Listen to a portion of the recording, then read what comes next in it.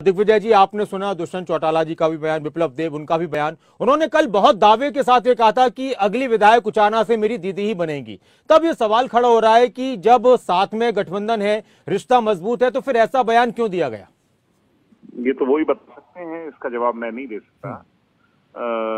जहां तक बात चुनाव लड़ने की है, भाई दुष्यंत सिंह चौटाला पिछला चुनाव लड़े और लगभग 50,000 वोटों से वहां की जनता ने उन्हें अपना आशीर्वाद जीत का मार्जिन के तौर पर दिया। मैं किसी पर ना टिप्पणी करते हुए इतना ही कहूंगा कि अगला चुनाव दुष्यंत जी लड़ेंगे।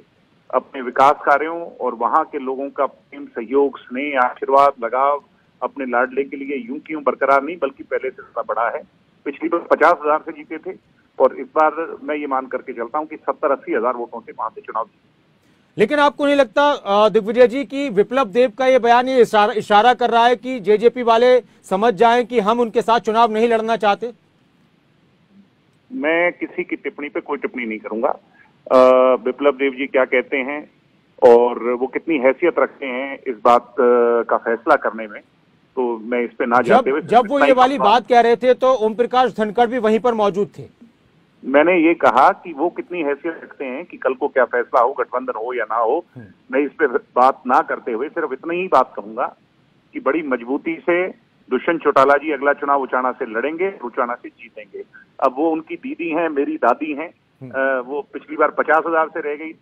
अगर किसी की इच्छा हो और दोबारा चुनाव लड़ना चाहें तो प्रजातांत्रिक प्रणाली में सब चुनाव लड़ें। लेकिन प्रेमलता जी का भी बयान आया है और उन्होंने कहा कि दुष्यंत चौटाला ने उचाना में कोई काम नहीं कराया। एक शब्द का उन्होंने इस्तेमाल किया है, क्योंकि अब राजनीति में कुछ भी बोल रहे हैं नेता, तो वो कह रहे हैं कि दुष्यंत चौटाला को वहां के लोग दुष्ट चौटाला कहते हैं।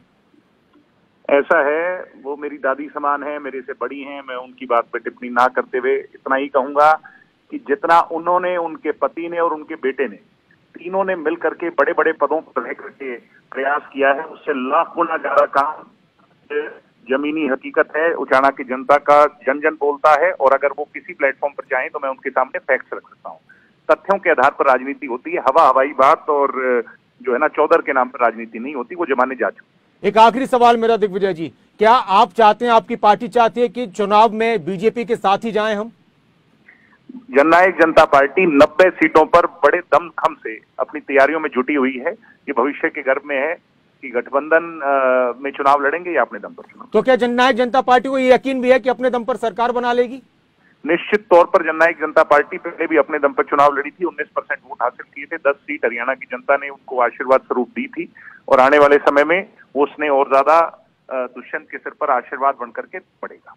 और शुक्रिया दिग्विजय चौटाला जी खबरों अभी तक के साथ जुड़ने के लिए। दिग्विजय चौटाला भी कह चुके हैं कि उचाना से चुनाव तो दुष्यंत चौटाला ही लड़ेंगे।